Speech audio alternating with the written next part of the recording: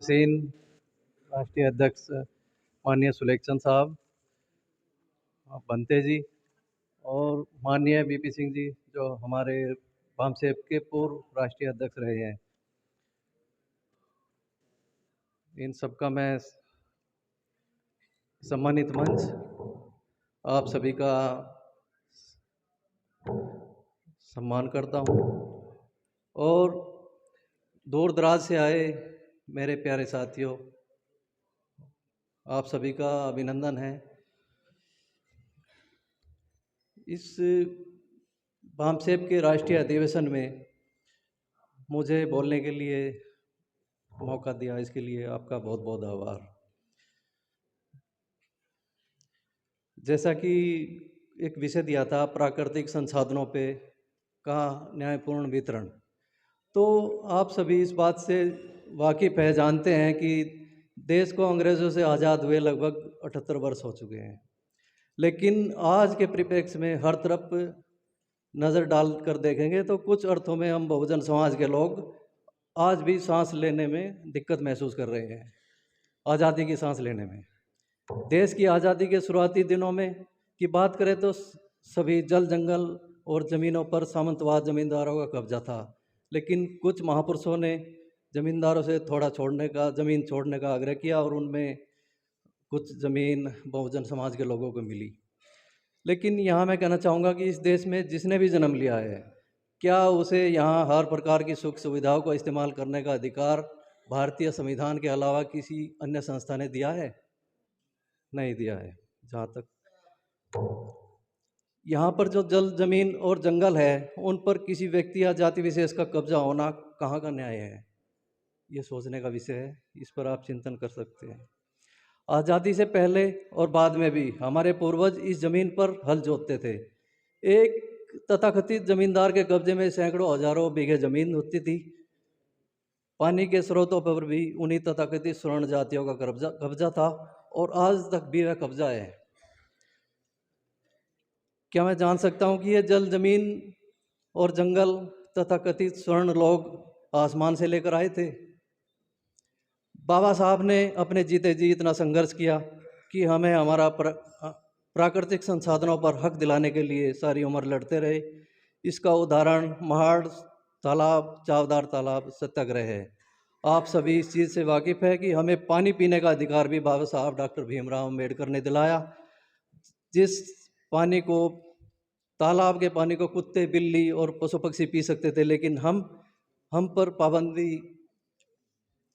पानी पीने की भी थी। आज सभी जानते हैं कि पानी भोजन व आधारभूत ज़रूरतें हैं जिनके बिना जीना संभव ही नहीं है, लेकिन हमारे पूर्वजों ने इन दोनों चीज़ों के बगैर अपनी जानें गंवाई है। आज भी देश के कुछ भूभागों पर पानी के लिए दूर तक सफ़र करना पड़ता है। इसका उदाहरण आप राजस्थान में देख सकते हैं। क्या सरकार की जिम्मेदारी नहीं बनती कि जो बेसिक नीड्स है उनको आम आदमी को मुहैया कराए? आप सभी लोग इस बात से भलीभांति परिचित है कि एक व्यक्ति के पास देश के आज़ादी के 78 साल बाद भी सैकड़ों बीघा ज़मीन है और एक व्यक्ति के पास 2 गज भी ज़मीन नहीं है। क्या इस देश में यह अन्याय सहन करने की जिम्मेदारी क्या बहुजन समाज की ही है? आज हालात यह है कि कोई भी व्यक्ति जिसके पास प्राकृतिक संसाधनों की भरमार है, उसमें से मामूली सा हिस्सा भी आम आदमी को देना चाहेगा? नहीं, कदापि नहीं। उसकी तृष्णा इतनी गहरी है कि उसे बहुत सारा रुपया पैसा भी कम नज़र आता है। मेरे हिसाब से कोई भी व्यक्ति कहीं से भी या आसमान से जो अपने जन्म के साथ जल जमीन जंगल लेकर नहीं आया, यहाँ के संसाधनों पर अपना कब्जा बरकरार रखा और अपने आने वाली कई पीढ़ियों तक के लिए उसे मनमाने ढंग से नामित कर दिया, काबिज कर दिया। होना यह चाहिए था कि जिसके पास जिस भी संसाधन की घोर कमी है या जिसके पास नहीं है, उसे नैतिकता के आधार पर देने का या दिलाने का सरकार का काम था। किसी सरकार ने जिम्मेदारी निभाने की जहमत नहीं उठाई। ये जो मुफ्त राशन देने की बात करते हैं या थोड़ा बहुत जो देते हैं, ये सब भी अपनी राजनीतिक विरासत को बचाए रखने के लिए करते हैं। बाबा साहेब तो अपनी राजनीति की विरासत को बाबा साहब तो चाहते थे कि हर व्यक्ति के पास देश की प्रत्येक चीज़ पर प्रत्येक नागरिक का कब्जा हो। वे चाहते थे कि आम आदमी भी उस चीज़ का उपभोग कर सके जो प्रकृति ने हमें प्रदान की है। लेकिन आज जो अमीर है वो और अमीर होता जा रहा है, और गरीब की तो बात ही क्या। एक आदमी कई सौ बीघों का ज़मींदार है और एक आदमी दाने दाने को मोहताज है, उसे दफन होने के लिए भी ज़मीन नहीं है। कुछ खबरों में आपने गौर किया होगा कि वह दाह संस्कार करने के लिए भी ज़मीन नहीं मिली। आपको गौर फरमाना होगा कि इस देश में चल क्या रहा है। एक आदमी के पास रुपये पैसे के भंडार भरे हैं, ढेर लगे हैं, और कहीं एक व्यक्ति को दाने दाने के लिए तरसना पड़ रहा है। ये तो रही आर्थिकता की बात, लेकिन इस देश में अगर सामाजिक रूप से, सांस्कृतिक रूप से हमें अधिकार नहीं मिलेंगे प्राकृतिक संसाधनों का प्रयोग करने के, तो कैसे मान लें कि हमारे बहुजन समाज के लोगों के साथ न्यायपूर्ण व्यवहार हो रहा है। जैसा कि आप सभी लोग इस बात से को मानेंगे कि 14 अप्रैल या सतगुरु रविदास जी महाराज की जयंती पर खुशी जाहिर करने के लिए परमिशन देने में शासन प्रशासन आनाकानी करता है, अर्थात सड़कों पर झांकी निकालने के लिए इजाज़त नहीं है। तथाकथित हिंदू राष्ट्र की बात करने वाले ये जुलूस दिन रात सड़कों पर को घेर कर रास्ते जाम कर ले गए, लोगों के अधिकारों का हनन करने का काम किया जाता है, जिससे साफ जाहिर होता है कि ये प्राकृतिक संसाधनों का वितरण न्यायपूर्ण कदापि नहीं है। इस बात को आप बखूबी जानते हैं कि एक अमीर जादे को यानी अडानी अंबानी के लिए जंगल जो किसी के निवास करने का साधन हो सकती थी, उस पर से हटाकर इन लोगों को कोड़ियों के दाम में बेच दिया जा रहा है, और इसमें न्याय प्रणाली अपनी जिम्मेदारी से आग मूंद कर मौन बैठी है। और अंत में मैं कहना चाहूँगा कि अगर इस देश को गर्त में जाने से बचाना है तो हर आम आदमी को मूलभूत सुविधाएं प्रदान की जाए, कम से कम 2 बीघे ज़मीन प्रत्येक व्यक्ति को प्रदान की जाए, जिससे कि तथाकथित राशन वितरण प्रणाली पर रोक लगे और आम आदमी को नकारा बनाने के लिए जो काम कर रही है ये सरकार, ये संभव हो सकता है इस एक प्रक्रिया से कि जिसके पास ये ज़मीन पर इतना कब्जा है वो कम से कम थोड़ा सा। दूसरी बात, दूसरा प्राकृतिक संसाधन जल है। आप सभी इस बात से अवगत है कि गांव या शहर में पीने का साफ पानी उपलब्ध नहीं है, लोग दूषित पानी पीने की को मजबूर है। तो ये भी सरकार की मुख्य जिम्मेदारी बनती है कि देश के प्रत्येक व्यक्ति को जो इस मूलभूत सुविधा के अभाव में मर मर कर जी रहा है, बीमारियों का शिकार हो रहा है, उसे प्राकृतिक रूप से शुद्ध पानी उपलब्ध कराएं। तीसरी बात, 5 से 14 साल के बच्चों को जरूरी और मुफ्त शिक्षा का जो प्रावधान संविधान में बाबा साहब ने किया था, उसे सरकार हर बच्चे को प्रदान करने का काम करे, अन्यथा गद्दी छोड़े हमारे बहुजन समाज के होनहार नेता यह सब करने के लिए सक्षम है। और इसी के साथ मैं आप सभी को साधुवाद दूंगा कि आप लोगों ने मेरी बात को ध्यानपूर्वक सुना। फिर से इस राष्ट्रीय अधिवेशन में शरीक होने के लिए भी साधुवाद के पात्र है। धन्यवाद।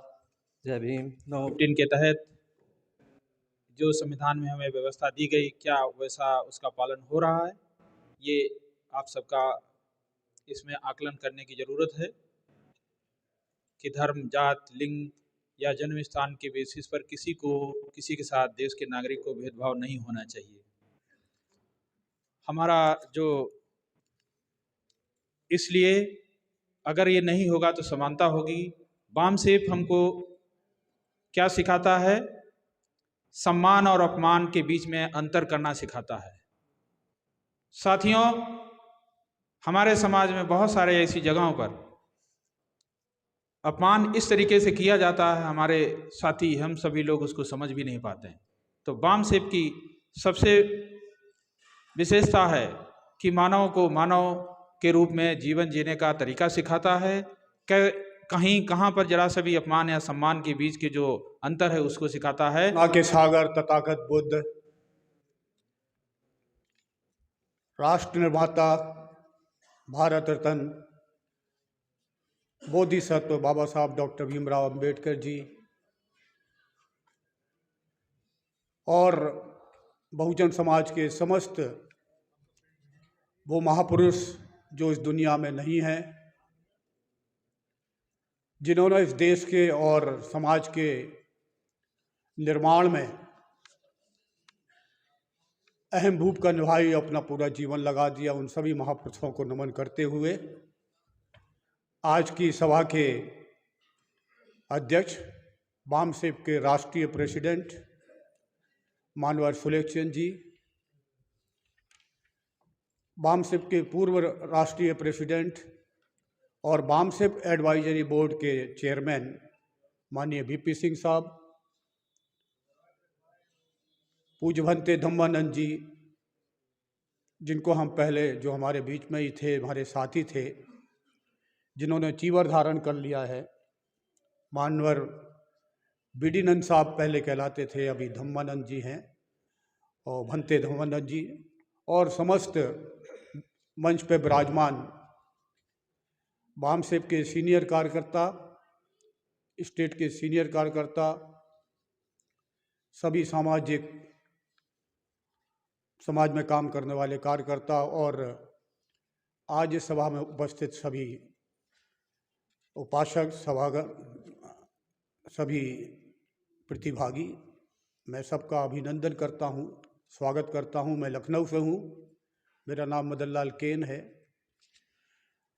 मैंने बामसेप में पिछले 1995 से कार्य किया और रिटायरमेंट के बाद अब मैं बामसेप एडवाइजरी बोर्ड में हूँ।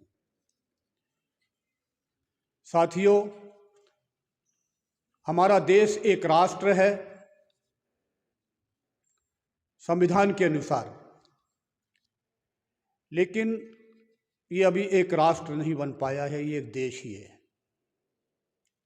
एक राष्ट्र तब बनता है जब इस देश के सभी नागरिक साधन संपन्न होते हैं, एक समान होते हैं और एक विचारधारा के होते हैं। इस देश को राष्ट्र बनाने के लिए हमारे महापुरुषों ने बहुत संघर्ष किया और इस देश को एक राष्ट्र बनाने के लिए बाबा साहब डॉक्टर अंबेडकर ने हमें विश्व का अद्वितीय संविधान दिया है। वो संविधान एक ऐसा संविधान है जिसको पूरा विश्व जिसकी नकल कर रहा है, पूरा विश्व जिसको अपना रहा है। यही कारण है कि बाबा साहब डॉक्टर अंबेडकर की पूरे विश्व में मूर्तियां स्थापित की जा रही हैं, ये बताने के लिए कि एक ऐसा इंसान हुआ जिसने भारत की बहुसंख्य जनता को आजादी दिलाने के लिए कोई खून खराबा नहीं किया, कलम से आजादी लिख दी उसकी। वो आजादी हमें अभी पूरी तरह नहीं मिल पाई है, ये सभी हम जानते हैं, लेकिन प्रावधान पूरा कर दिया बाबा साहब डॉक्टर अंबेडकर ने। ये समाज जिसे हम आज जातियों के नाम से पुकारते हैं, कोई यादव है तो कोई कुर्मी है तो कोई जाटव है तो कोई पासी है, कितने टुकड़ों में बांट दिया गया इस समाज को। इस सारे समाज को भारत के संविधान ने सबको एक कर दिया, सबको कह दिया भारतीय है, हम सब भारतीय हैं।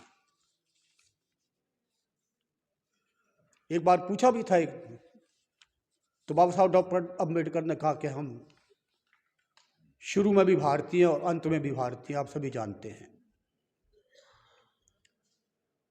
धर्म और संस्कृति, जाति, भाषा, लिंग, क्षेत्र, सबसे ऊपर है भारत का संविधान।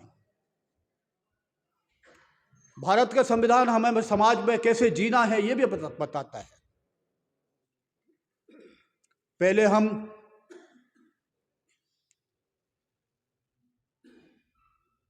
शूद्र कहलाते थे, अभी इससे कुछ समय पहले, मतलब कि मध्यकाल में हमको शूद्र बना दिया गया। प्राचीन काल से ये शूद्र वाला सिस्टम इस देश में वर्ण व्यवस्था का सिस्टम लागू हुआ। पहले स्मृति में, बाद में पुष्यमित्र शुंग ने मनुस्मृति के आधार पर हमको शूद्र बना दिया। क्या हम शूद्र थे? हम कदापि शूद्र नहीं थे। शूद्र का मतलब होता है गुलाम, हम कदापि गुलाम नहीं थे।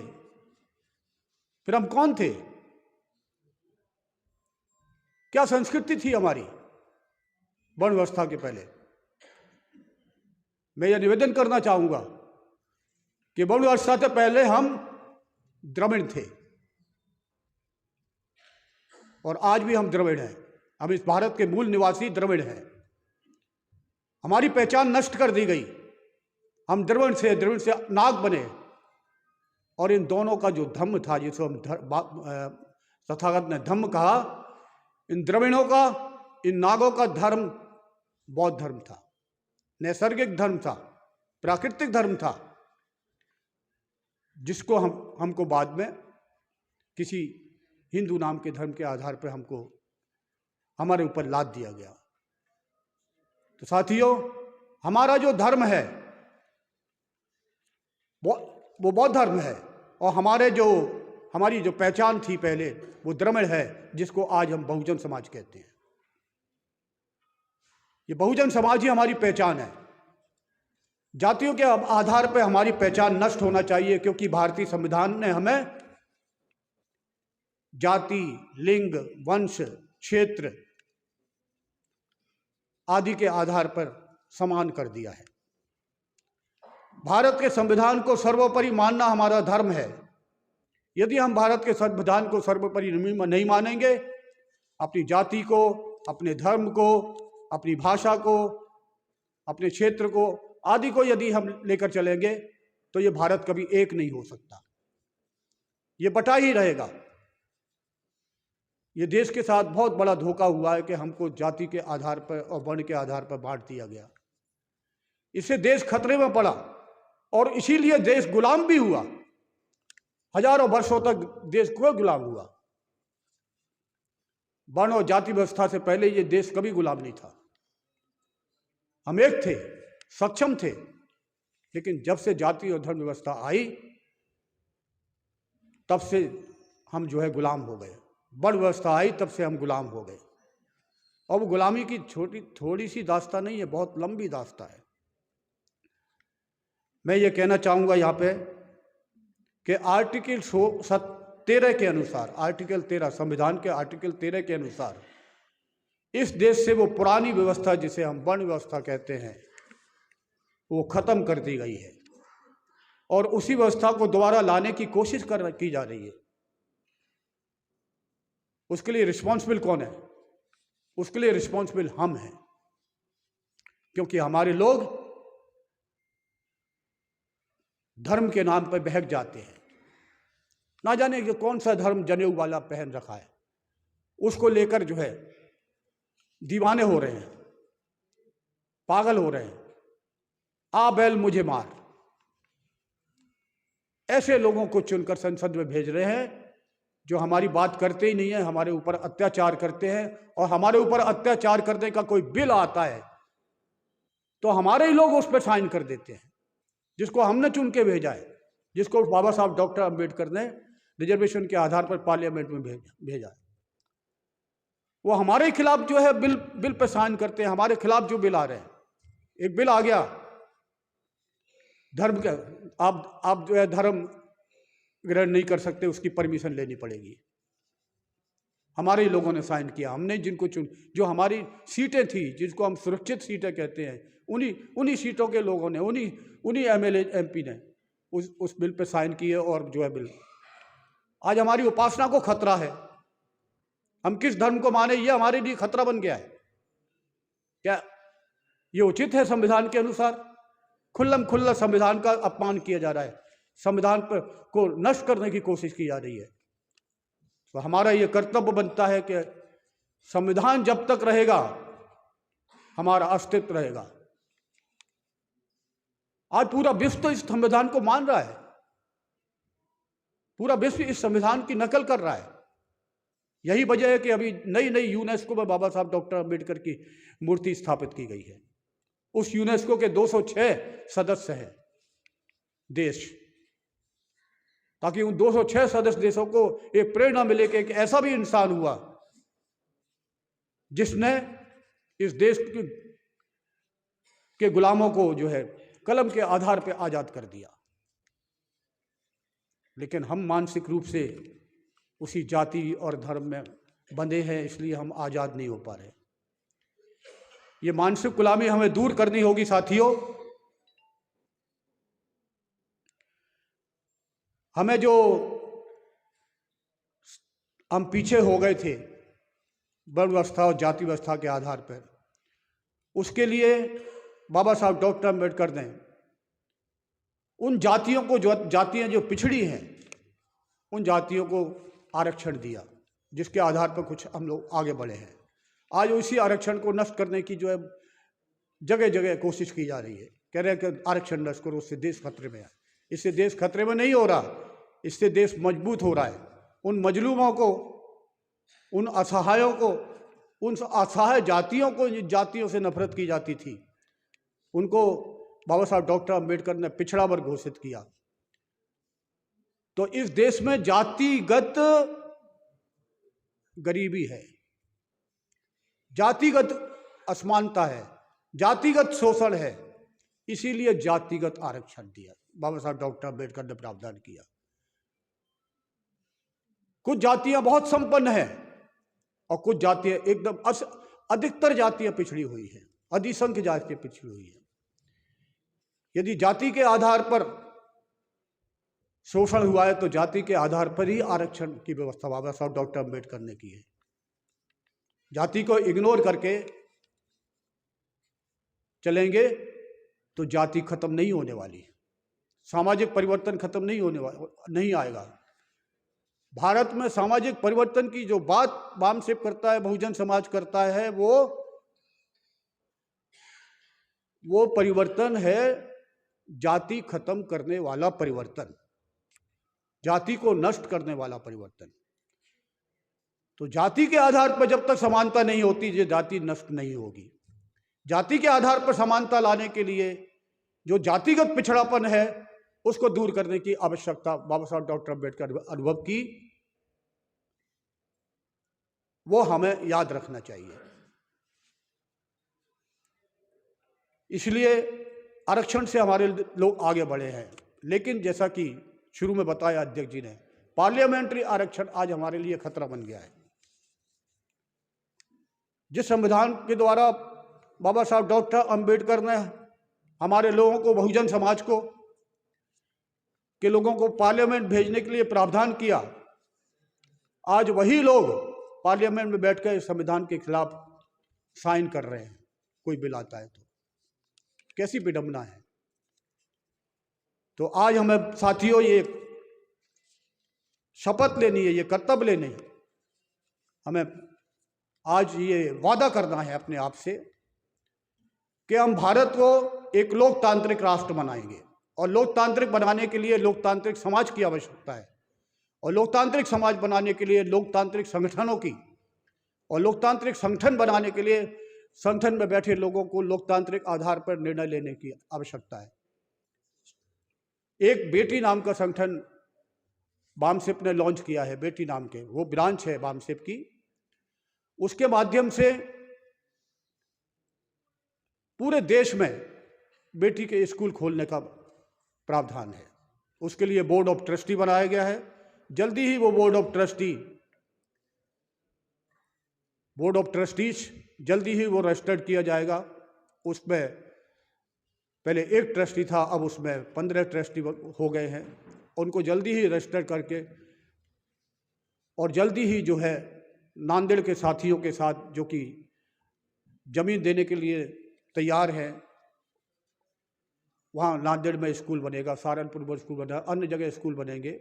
क्योंकि जब बचपन से हमको किसी और व्यवस्था का पाठ पढ़ाया जाएगा तो हम बड़े होके वैसे ही बनते हैं।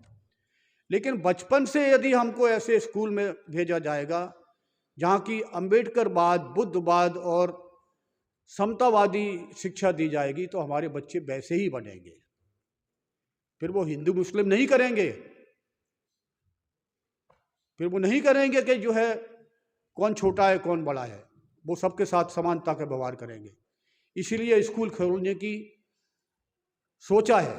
पहले ये था वामसेप का कि सरकार की ड्यूटी है कि सरकार स्कूल खोले, लेकिन अब चूंकि सरकार स्कूल नहीं खोल रही है, वो समान शिक्षा देना नहीं चाहती। शिक्षा आप जानते हैं कितनी महंगी हो गई है, इसलिए और शिक्षा समान है भी नहीं। इसलिए एक समान शिक्षा और सबके साथ और जो है लगभग निःशुल्क शिक्षा देने के लिए बामसेप ने बीड़ा उठाया है, बेटी नाम की संस्था स्थापित की है। साथियों, इसलिए अब हम ये सोचें कि भारत को एक संपूर्ण प्रभुत्व राष्ट्र बनाना है, समाजवादी राष्ट्र बनाना है, धर्मनिरपेक्ष राष्ट्र बनाना है, तो हमें संविधान, जो भारत का संविधान है, जो आर्टिकल 1 के अनुसार, संविधान के अनुसार, जिसका नाम है भारत का संविधान, भारतीय संविधान नहीं, भारत का संविधान। हिंदुस्तान शब्द कहीं नहीं है पूरे संविधान में। हमारे साथियों को हिंदुस्तान शब्द यूज नहीं करना चाहिए, वो किसी धर्म को इंगित करता है। भारत शब्द यूज करना चाहिए या इंडिया शब्द यूज करना चाहिए। तो भारत को यदि गणतंत्र तो भारत बना दिया बाबा साहब डॉक्टर अम्बेडकर ने, लेकिन भारत को समाजवादी अभी राष्ट्र बनाना है, सामाजिक न्याय पर आधारित राष्ट्र बनाना है। तो ये जिम्मेदारी हम सब की है। जिस तरह एक बिल्डिंग होती है, उसमें बिल्डिंग में एक एक ईंट का योगदान होता है बिल्डिंग बनाने के लिए, उसी तरह भारत को समता, स्वतंत्रता, बंधुता और न्याय पर आधारित राष्ट्र बनाना है। तो भारत के सभी नागरिकों का कर्तव्य है कि उसको बनाएं और ऐसी बिल्डिंग खड़ी करें। अंधविश्वास को दूर भगाना है, ये भी हमें संकल्प लेना है।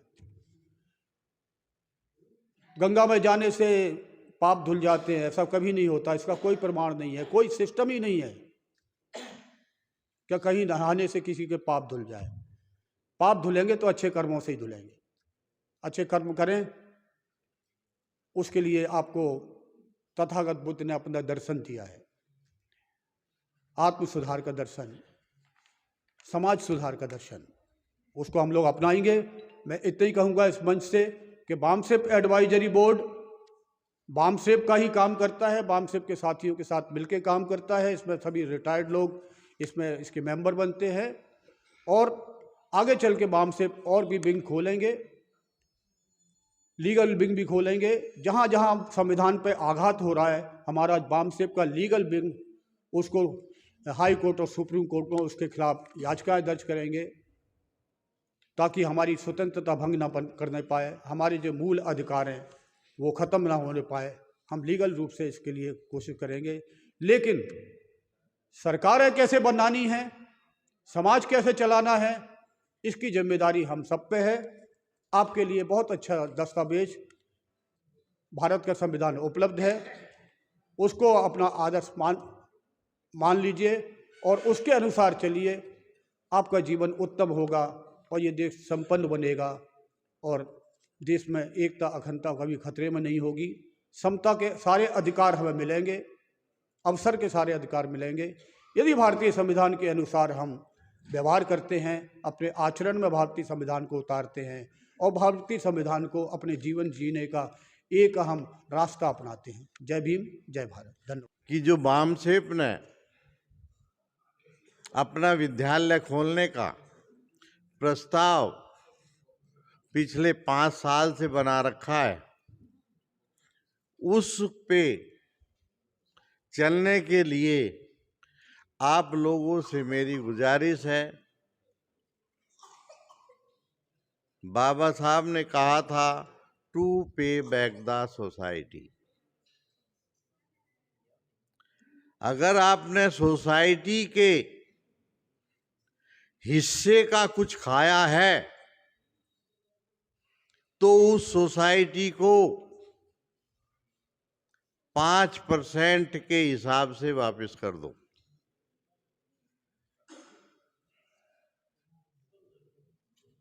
अगर नहीं करते तो हमारी बेईमानी है।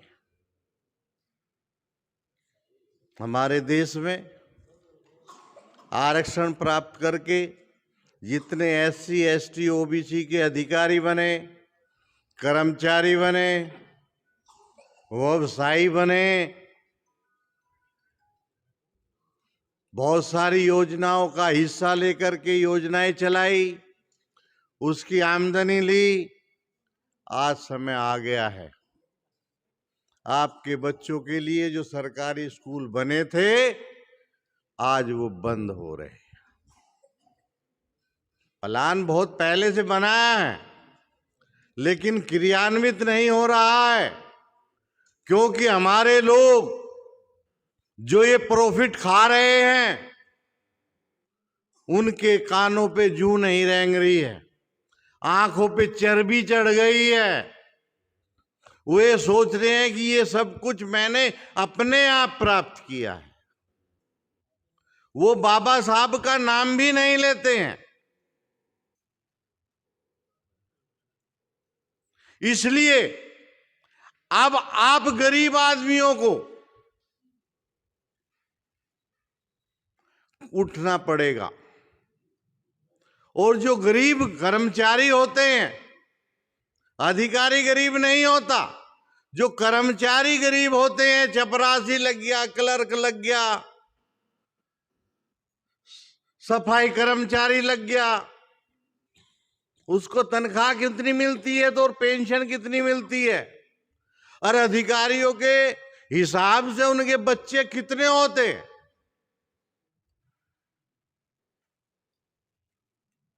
क्यों पैदा होते हैं बच्चे? जब शिक्षित ही नहीं है, बच्चे पैदा कम हो इसकी जानकारी ही नहीं है, तो बच्चे तो पैदा होंगे ही।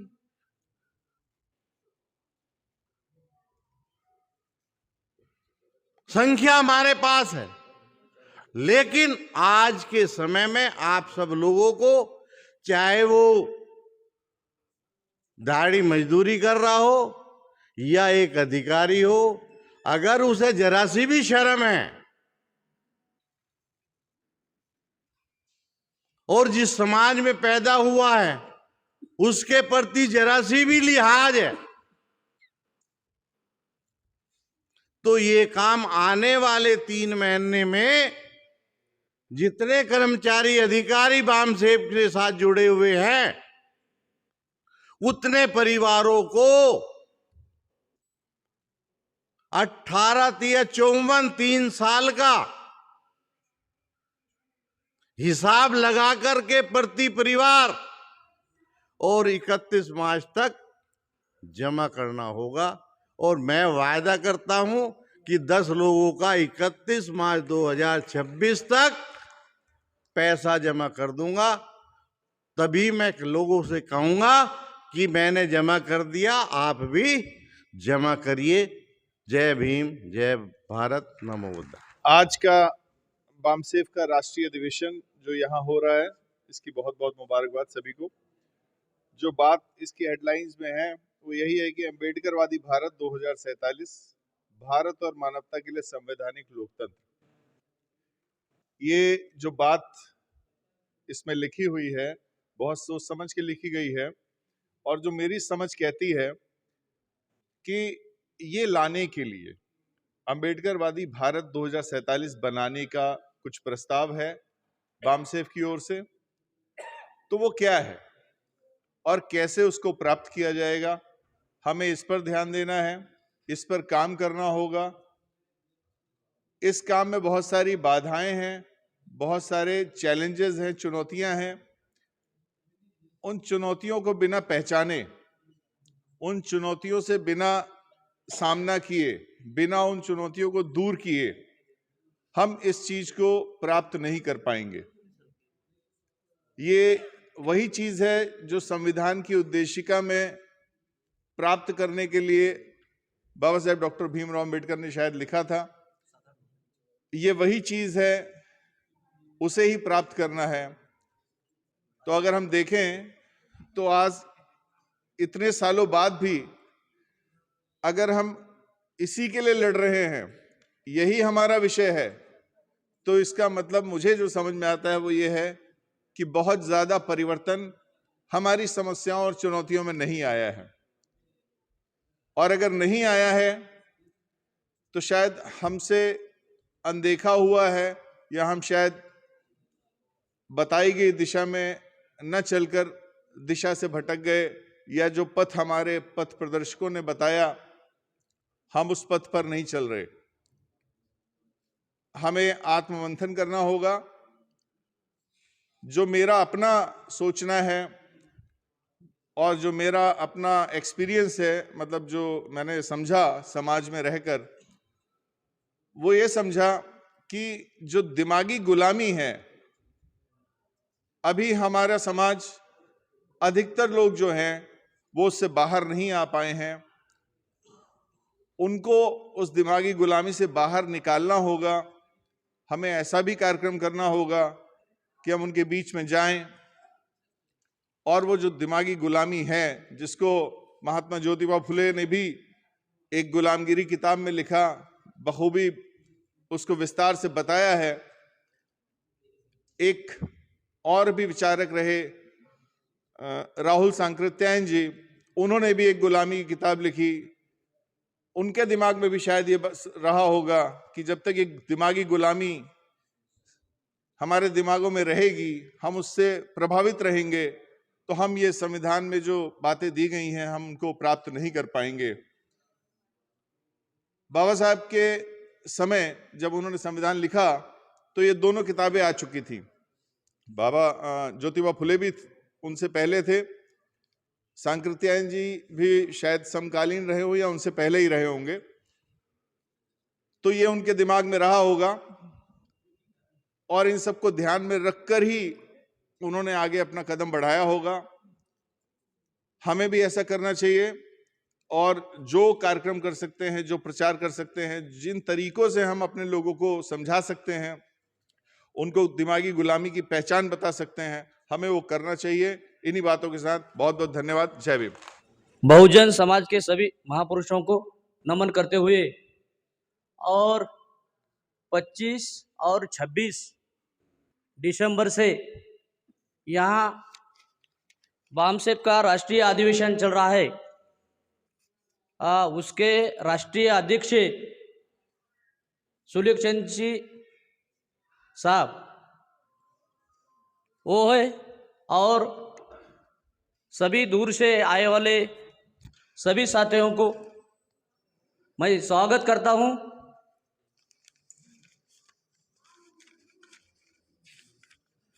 और बाबा साहब का विचार करना चाहता हूं। तर बाबा साहब कहा है, सुशिक्षित बनो।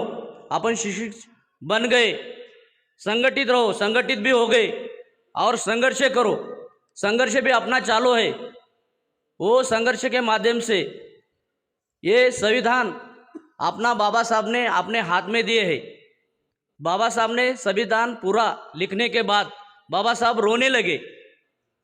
तो साथियों ने उसके पूछे, तुम बाबा साहब क्यों रोने लगे इतना संविधान अच्छा लिखने के बाद ही? तो बाबा साहब बोले, वो संविधान में लिखा, अच्छा लिखा, लेकिन उसका अवलोकन करने वाले कैसे होंगे? मेरे SC ST और OBC माइनॉरिटी समाज को वो लेके चलने वाले होंगे या कैसे होंगे? ऐसा बोल के मैं रो रहा हूँ, ऐसा बाबा साहब बोल रहे थे। तो संविधान के अध्यक्ष बाबा साहब ने तो संविधान लिख दिया और संविधान के माध्यम से अपन यहाँ मान सम्मान और खड़ा रहने का मौका मिला। और इस अध्यक्ष ने, अपने बामसेप के अध्यक्ष सुलेखचंद जी ने दूसरा एक लॉन्च किया कि एक बेटी के माध्यम से, तो एक बेटी के माध्यम से हर दिन का 5 रुपया, एक महीने का 150, एक बरस का 1800, ऐसे सब लोगों को जुड़ना चाहिए और ज़्यादा से ज़्यादा सदस्य बनकर ये खुद का स्कूल खड़ा करना अपना चाहिए। खुद का स्कूल, ये सच्चा स्कूल है।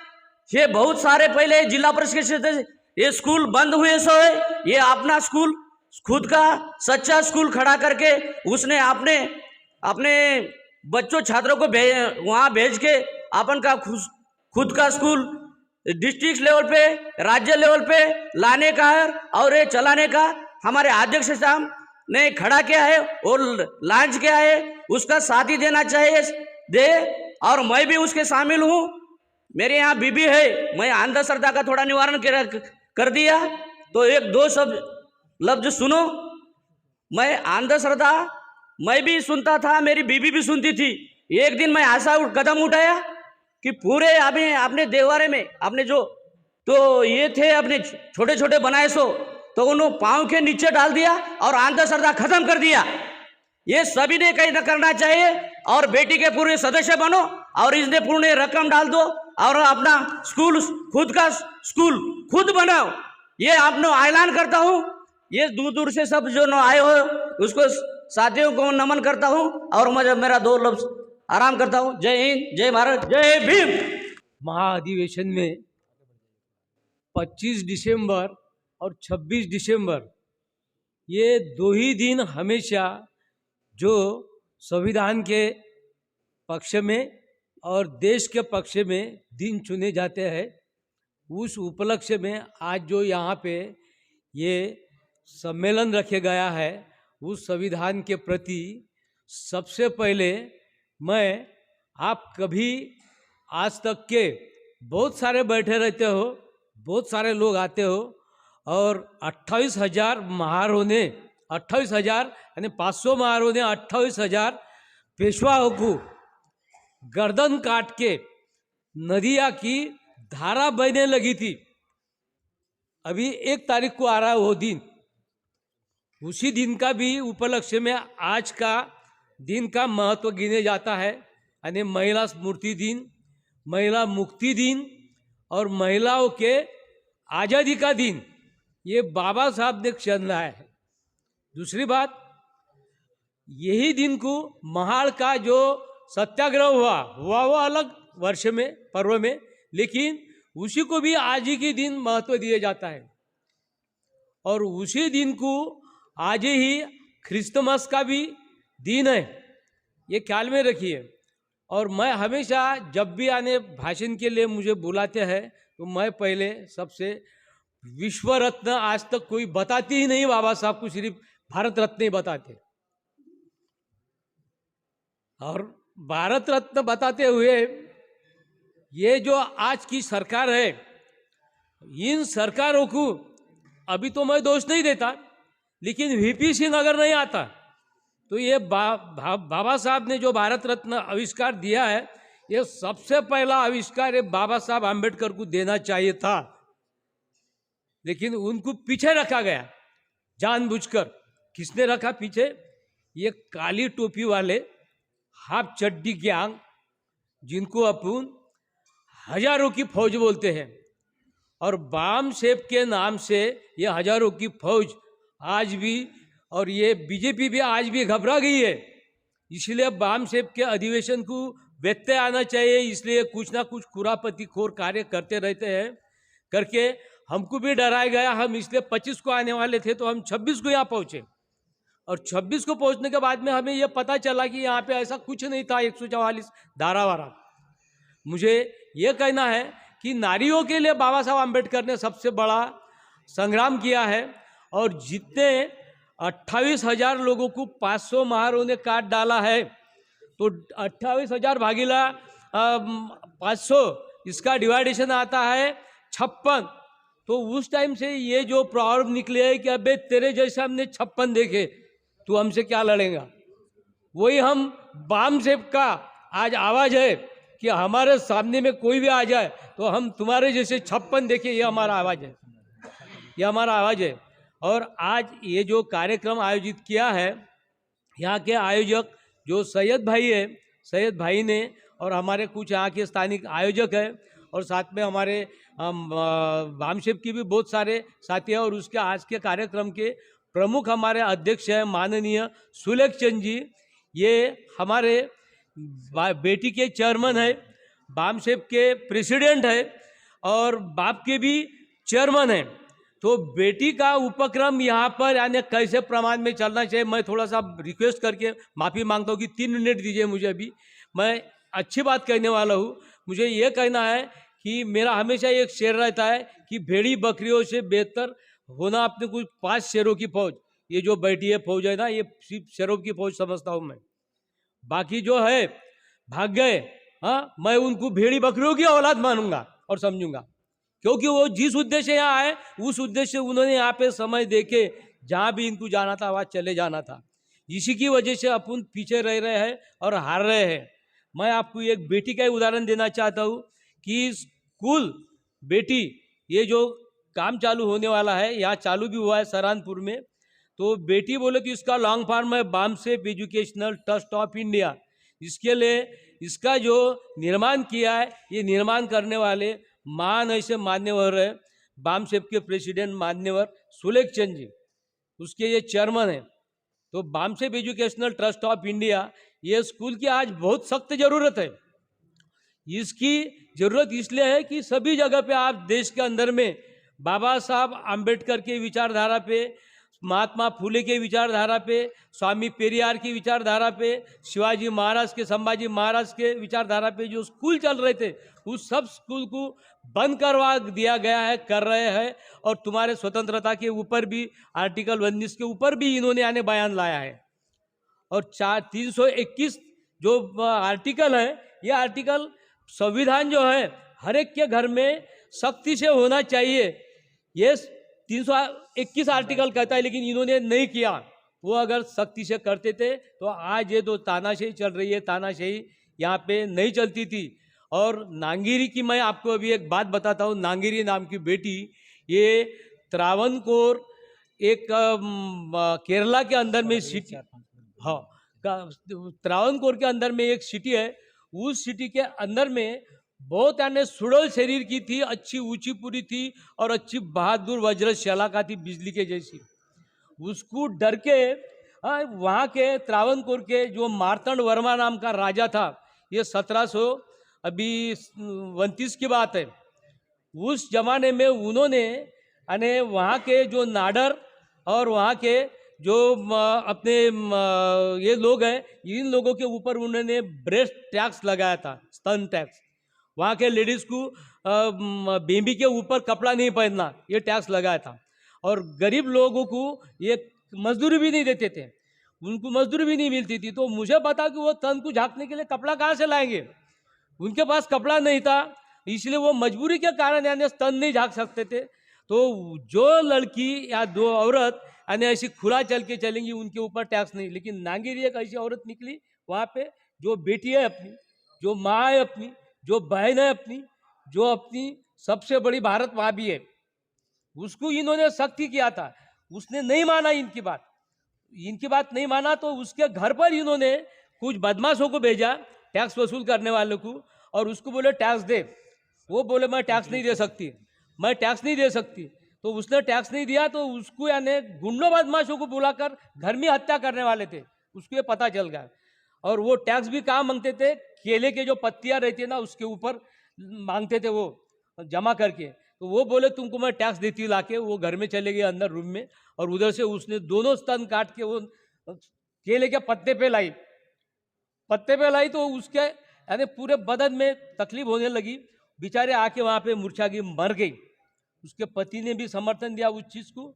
और तब से ये जो टैक्स है 1729 से लेके तो इन्होंने ये टैक्स का सिलसिला 1949 तक चला है।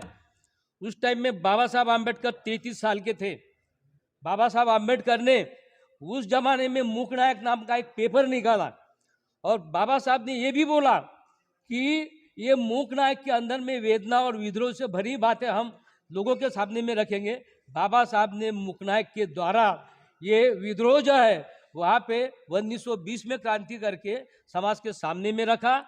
और वो भाई यानी नांगीरी दीदी को न्याय देने का काम बाबा साहब आम्बेडकर ने संविधान के अंदर करवाया। और 1949 के बाद में अभी भी वो जो उनका कायदा है उन्होंने छोड़ा नहीं, उसके बाद में भी चालू किया। तो फिर 1803 में इनको मजबूरी से दोनों लोगों को यानी मझवार और ये नाडर, ये लोगों को उन्होंने मजबूर करवाया और उन लोगों ने फिर ये टैक्स का जो इनका ये कानून था वो हटा दिया। फिर बाबा साहब ने संविधान ही लाया। आज संविधान को भी हटाने की ये कोशिश कर रहे हैं। तो संविधान के लिए आप लोग सब यहाँ पे कम संख्या में होंगे, लेकिन मैं ये बोलता हूँ कि आप शेर हो। आप शेर के तादाद में ऐसी खड़े होकर अगर हमेशा बामसेप के कार्यक्रम पे आए तो वहां पे आने आखिरी तक अगर रहे तो आप शेर मानूंगा, नहीं तो भेड़ी बकरों की औलाद मानूंगा जो भाग के गए उनको। और आप अभी आगे में जो भी बामसेप के कार्य में आएंगे तो बाबा साहब का ये जो सीढ़ी है, स्कूल में बुलाने वाली सिर्फ एक ही माता थी, हो गया एक ही माता थी, सावित्री माँ और फातिमा माँ। आज का कार्यक्रम जिन्होंने आयोजित किया वो हमारे फातिमा के कौम की है। मैं उनको नमन करता हूँ, सौभाग्य सैल्यूट करता हूँ फातिमा और वो। और इन दोनों लोगों ने आपको स्कूल की घंटा बजाकर वहाँ बुला रहे स्कूल पढ़ने के लिए, यानी बेटी का स्कूल में अटेंड करने के लिए। और बाकी लोग आपको बुलाते गुफाएं में, बाकी लोग बुलाते मंदिरों में, देविया।